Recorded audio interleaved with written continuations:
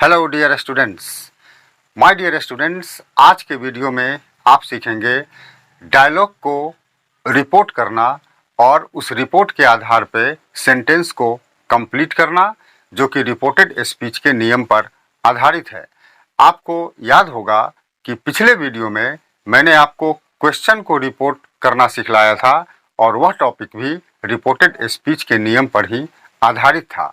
आज सीखिए डायलॉग को रिपोर्ट कर सेंटेंस को कंप्लीट करना, जो कि रिपोर्टेड स्पीच पर आधारित ये दूसरे टाइप का क्वेश्चन है, जो कि नए सिलेबस के अनुसार आपके बोर्ड एग्जामिनेशन में पूछा जाएगा। आप देखिए, मेरे पास 23 बोर्ड एग्जामिनेशन का ये क्वेश्चन है और इसी क्वेश्चन से मैं सेक्शन बी, देखिए ग्रामर सेक्शन, और इसका क्वेश्चन 3 है ये ग्रामर सेक्शन का, और क्वेश्चन 3 का मैं ले रहा हूँ 7th क्वेश्चन, और इसी पर आधारित मैं आपको सिखलाने जा रहा हूँ। इसी क्वेश्चन को आधार बनाकर मैं आपको सिखलाने जा रहा हूँ। तो सीखिए, इस क्वेश्चन में बच्चों जो कुछ भी लिखा है उसे मैंने इस बोर्ड पे यहाँ लिख रखा है। आप इसे पढ़ सकते हैं, आप इसको पढ़िए। यहाँ लिखा है कि report the dialogue between Lata and Usha by completing the sentence. और ये लता का स्टेटमेंट है। What activity did you enjoy the most in the summer camp. और यह उषा का स्टेटमेंट है। I enjoyed the art and craft class. और लता के स्टेटमेंट पर बेस्ड इनडायरेक्ट स्पीच यहाँ बना कर दिया हुआ है, और उषा के स्टेटमेंट पर बेस्ड जो इनडायरेक्ट स्पीच है उसमें थोड़ा ब्लैंक छोड़ दिया गया है, और इसी ब्लैंक को आपको पूरा करने के लिए कहा जा रहा है। तो बच्चों, चलिए मैं आपको इसे बना कर दिखलाता हूं और क्वेश्चन को भी मैं एक्सप्लेन करता हूं। आप ध्यान से समझिएगा। चलिए समझिए इसे। ये सबसे पहले फिर मैं आपको बताता हूं कि इस क्वेश्चन को जो ट्रेडिशनल रिपोर्टेड स्पीच है उसके अनुसार आप इसे डायरेक्ट और इनडायरेक्ट स्पीच में पहले बदल लें। अब इसको बदलोगे तो कैसे होगा, यहाँ देखो।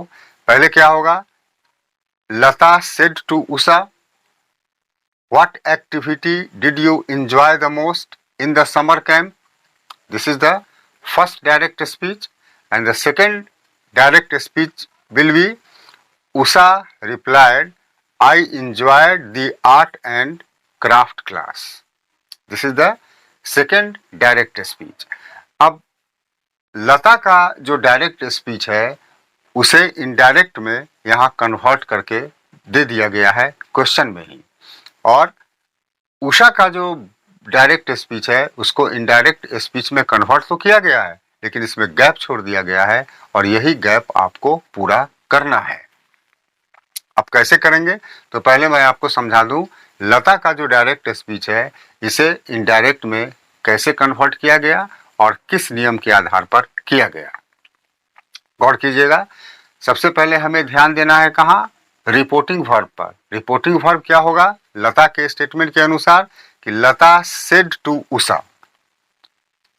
इसमें सेड हमारा रिपोर्टिंग वर्ब है, और रिपोर्टेड स्पीच क्या हो जाएगा, लता का स्टेटमेंट। लता का स्टेटमेंट है what activity did you enjoy the most in the summer camp. अब इसे इनडायरेक्ट स्पीच में जब कन्वर्ट किया तो यहाँ क्या लिखता है, लता आस्क्ड उषा। आस्क्ड क्यों, क्योंकि आप पहले से आपको मालूम होगा कि यदि रिपोर्टेड स्पीच का जो ये डायरेक्ट स्पीच का जो रिपोर्टेड स्पीच यदि इंट्रोगेटिव टाइप हो तो रिपोर्टिंग वर्ब का जो सेड होता है उसे हम हमेशा आस्क्ड में बदलते हैं।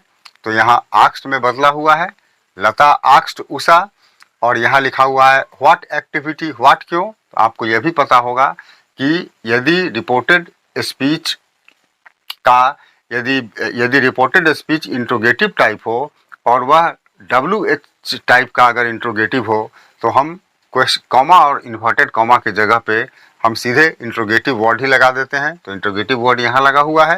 अब हो गया। अब हमें दूसरा एरिया कहाँ ध्यान देना है कि रिपोर्टेड स्पीच किस टेंस में लिखा गया है। तो रिपोर्टेड स्पीच यहाँ लिखा गया है, आप देख सकते हैं did you enjoy the most, clearly यह लिखा गया है सिंपल पास्ट में। तो जब रिपोर्टेड स्पीच सिंपल पास्ट में हो तो इसे हम क्या चीज, किस चीज में, किस टेंस में कन्वर्ट करेंगे, पास्ट परफेक्ट में। तो देखो यहाँ पास्ट परफेक्ट में कन्वर्ट करके दिया हुआ है, what activity she had enjoyed, है ना, what activity she had enjoyed in the summer camp. She क्यों, क्योंकि यहाँ यू जो प्रोनाउन है यह सेकेंड पर्सन है, second person change into object, और ये किसका ऑब्जेक्ट होगा, इसका ऑब्जेक्ट कौन होगा, Usha. Usha third person singular number female gender, और यू क्योंकि यहाँ पे सब्जेक्टिव केस में है तो हम उषा के लिए जो सब्जेक्टिव केस का प्रोनाउन लेंगे वह प्रोनाउन क्या होगा, वह प्रोनाउन होगा सी। तो यहाँ सी लिखा हुआ है। अब ये पूरा हो गया। Lata asked Usha what activity she has enjoyed the most in the summer camp. अब बच्चों हमें उषा के स्टेटमेंट को कन्वर्ट करना है, तो कैसे करेंगे कन्वर्ट।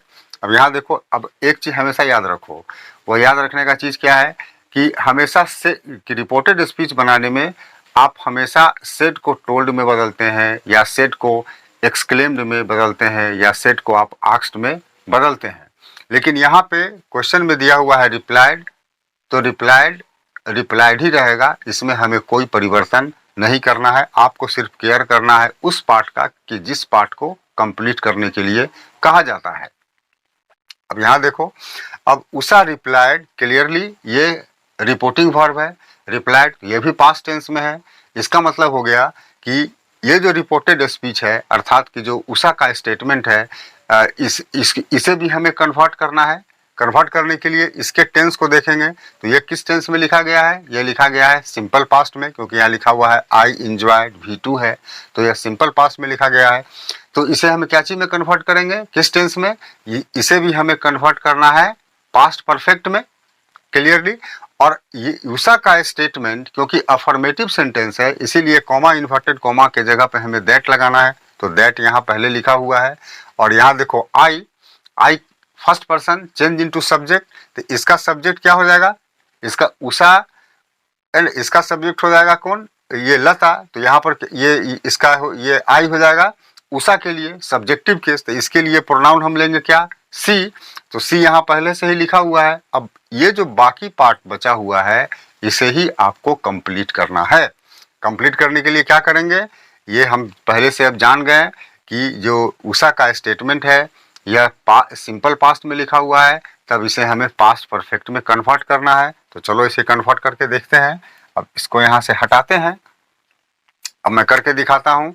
अभी हमें सब्जेक्ट तक दिया हुआ है, तो सी, अब पार्ट क्या हो जाएगा, यहाँ पे लिखेंगे she had enjoyed the art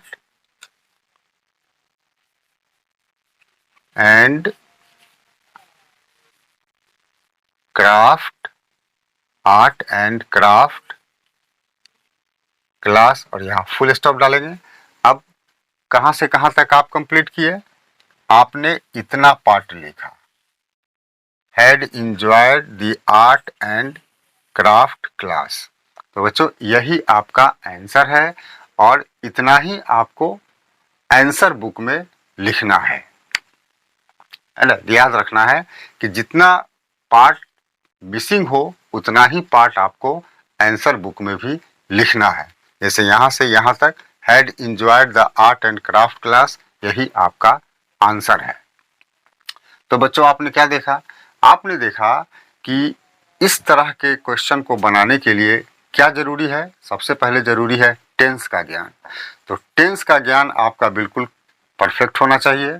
और दूसरा कि डायरेक्ट से इनडायरेक्ट बनाने के जितने भी नियम हैं वह नियम आपको बिल्कुल याद होना चाहिए।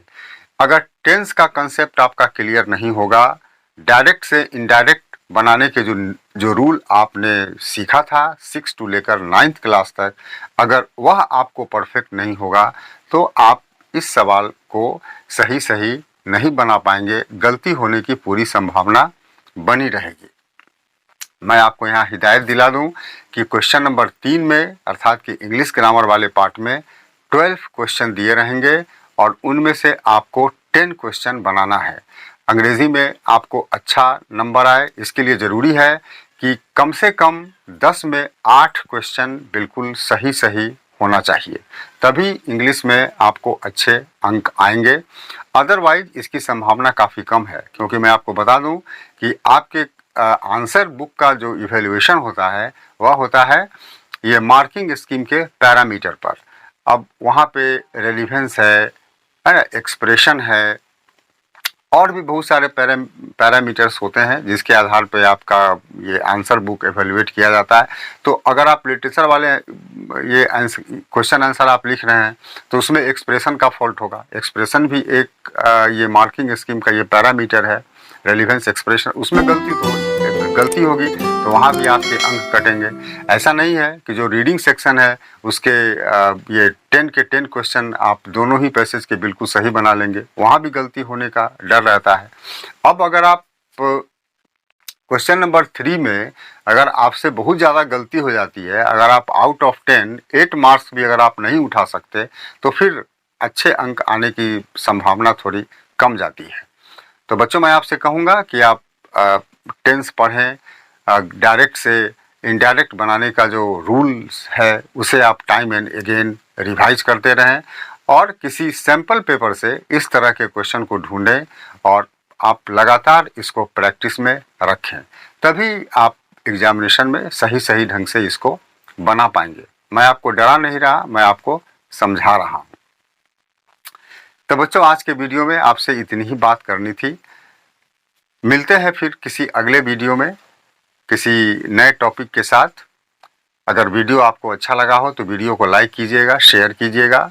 चैनल पर यदि पहली बार विजिट कर रहे हो तो चैनल को सब्सक्राइब कर बेल आइकन को भी ज़रूर से ज़रूर प्रेस कीजिएगा। अब समय है बच्चों आपसे विदा लेने का, तो चलते हैं, मिलते हैं फिर अगले वीडियो में बहुत जल्द आपसे। Have a nice day and good bye.